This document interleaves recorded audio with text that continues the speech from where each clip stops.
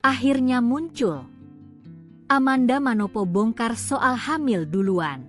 Artis Amanda Manopo menyikapi dengan santai tudingan miring warganet yang menyebutnya hamil duluan. Tudingan itu bermunculan efek Amanda Manopo menyatakan hamil setelah sebulan menikah dengan aktor Kenny Austin.